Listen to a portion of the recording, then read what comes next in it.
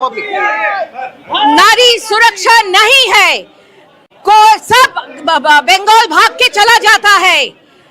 दुर्नीति के ऊपर दुर्नीति, इसीलिए हम लोग को नहीं चाहिए। ममता आज एकदम विसर्जन हो गया, ममता का विसर्जन यही हुआ आज। आपका नाम क्या है? अर्पिता सरदार। अर्पिता सरदार जी कौन बनना है सीएम बीजेपी से?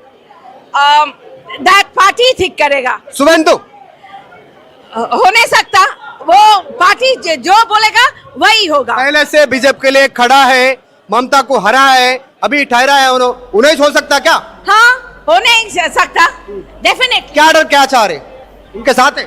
हाँ, सब जनता सब उनके साथ है, शुभेंदुदा के साथ है, जितना पार्टी है लीडर है हम लोग सभी के साथ है। हम पार्टी ज्यादा लोग क्या सोच रहे, पार्टी किसको ज्यादा मदद मिल सकती है? वो पार्टी का ही स्थिर करेगा, वो जो पार्टी चाहेगा हम वही चाहेगा। రైట్, ఇది అసలు ప్రెషర్స్ బీజేపీ పార్టీ ఆఫీస్ దగ్గర పెద్ద ఎత్తున మహిళా నాయకులు ఇక్కడికి రీచ్ అయినటువంటి పరిస్థితి కనిపిస్తా ఉంది. నాయకులంతా భట్టాచారి ఇక్కడే ఉన్నారు. బ్రేకింగ్ న్యూస్ చూస్తున్నాం. తమిళనాడుకు సంబంధించిన బ్రేకింగ్ న్యూస్ ఇది. సీఎం స్టాలిన్ ఓటమి దిశగా వెళ్తున్నారు. 8 రౌండ్లు ముగిసేసరికల్లా 6000 ఓట్ల పైచిలుకుతో టీవీకే అభ్యర్థి ముందంజలో ఉన్నారు. సో తమిళనాడు కొత్తూరు నియోజకవర్గం నుంచి కొలతూరు నియోజకవర్గం నుంచి స్టాలిన్ రంగంలోకి దిగారు. సో స్టాలిన్ పైన టీవీకే విఎస్ బాబు 6000 పైచిలుకు ఓట్లతో ముందంజలో ఉన్నారు. 8 రౌండ్లు పూర్తయింది. 8 రౌండ్లు పూర్తయ్యేసరికల్లా స్టాలిన్ సాధించిన ఓట్లు కేవలం 27,105 ఓట్లు. అదే టీవీకే అభ్యర్థి విఎస్ బాబు సాధించిన ఓట్లు 33,609 ఓట్లు. మొత్తంగా 6,500 ఓట్ల తేడాతో స్టాలిన్ వెనుకంజలో ఉన్నారు. ఇక స్టాలిన్ పై టీవీకే అభ్యర్థి బాబు ముందంజలో ఉండడంతో నిజంగా ఇది ఒక షాకింగ్ సంఘటనే.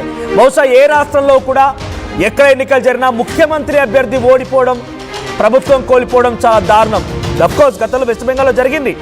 వెస్ట్ బెంగాల్లో మమతా బెనర్జీ ఓడిపోయారు, కానీ ప్రభుత్వం వచ్చింది. ఇక్కడ స్టాలిన్ పోతున్నారు, ప్రభుత్వం కూడా పోతోంది.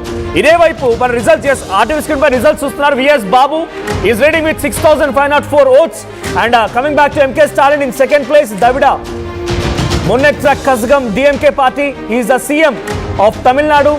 సో ఆయన 27,105 ఓట్స్ పోలాయి. ఇప్పటి వరకు ఆయనకి 8 రౌండ్స్ పూర్తయ్యేసరికి 6,504 ఓట్స్ వెనకంజలో ఉన్నారు ఆయన. సో దాదాపుగా ఇంకా సుమారుగా 14 రౌండ్లు ఉన్నాయి. ఏదైనా మారొచ్చు. బట్ ఇంత మెజారిటీ బహుశా ఫస్ట్ నుంచి బేసిక్గా ముఖ్యమంత్రి అభ్యర్థి అంటే ఫస్ట్ నుంచి లీడ్లో వస్తూ ఉంటారు. ఎటువంటి అవకాశం ఉండదు, వేరే స్కోప్ కూడా ఇచ్చే పరిస్థితి ఉండదు. కానీ ఇక్కడ ఈయన మాత్రం టీవీకే పైన వెనకంజలో ఉన్నారని అర్థం చేసుకోండి. టీవీకే ఏ స్థాయిలో అక్కడ ప్రాబల్యం కనబరచగలిగింది అని చెప్పి. స్టాలిన్ ఏకంగా ఓడిపోబోతున్నాడు అంటే సిచ్యువేషన్ ఏంటో అర్థమవుతోంది. సో ఇప్పుడున్న సిచ్యువేషన్లో కొంత స్టాలిన్కి ఇది ఒక గడ్డు పరిస్థితి. ఆయన పొలిటికల్ ఫ్యూచర్ పైన కూడా ఇది ఒక ప్రశ్నగానే ఉండిపోయే అవకాశం ఉంది. అట్ ది సేమ్ టైం ఆయనతో పాటుగా పొత్తులో ఉన్నటువంటి ఇంకొన్ని పార్టీల పరిస్థితి, డిఎంకేతో పాటు పొత్తున్నటువంటి పిఎంఎంకే, ఇలా పళనిస్వామి పార్టీ, ఇవన్నీ కూడా ఇప్పుడు ఒక గడ్డు పరిస్థితిని ఎదుర్కోవాల్సిందే. సో అక్కడ 12 పార్టీలు పొత్తులో ఉన్నాయి. 12 పార్టీలు పొత్తులో ఉంటే డిఎంకే ఆ పార్టీలన్నింటి కూడా ఒక గుడ్ లీడర్షిప్ లాంటి పార్టిసిపేషన్ ఉంది తమిళనాడు దాంట్లో. సో ఇప్పుడు ఆ 12 పార్టీలన్నీ కూడా ఒక్కసారిగా బేజారైపోయాయి. కాంగ్రెస్ తర్వాత డిఎండికే, పళనిస్వామి పార్టీ కూడా ఇక్కడే, దీంతోనే పొత్తులో ఉంది. So VCK, DMDK, CPI, CPIM, MDMK, IUML, KMDK, MMK, SDPI, MJK. So ఇవన్నీ పార్టీలు కూడా పొత్తులో ఉన్నాయి. 164 స్థానాల్లో కంటెస్ట్ చేసింది ఎంకే స్టాలిన్ డిఎంకే పార్టీ. ఆయన సైతం ఓడిపోయే పరిస్థితి వచ్చింది. నిజంగా ఇటువంటి పరిస్థితి రాకపోవచ్చు. ఇంట్రెస్టింగ్గా ఇంకొక అప్డేట్ ఏంటంటే ఇంటర్నేషనల్ లెవెల్లో కానీ సోషల్ మీడియాలో ట్రెండ్ అవుతున్న ఇంకో అంశం ఏంటి అని అంటే డైరెక్ట్గా టీవీకే విజయ్తో కాంగ్రెస్ టచ్లోకి వెళ్ళిందట. కాంగ్రెస్ టచ్లోకి వెళ్ళి ఎలాగైనా సరే మీకు వచ్చినటువంటి 109 స్థానాలు, ఆ తర్వాత కాంగ్రెస్ పార్టీకి వచ్చిన 5 అండ్ పిఎంకేకి వచ్చిన 6, సిపిఐ 2, మనమంతా కలిసి ప్రభుత్వాన్ని ఏర్పాటు చేద్దాం.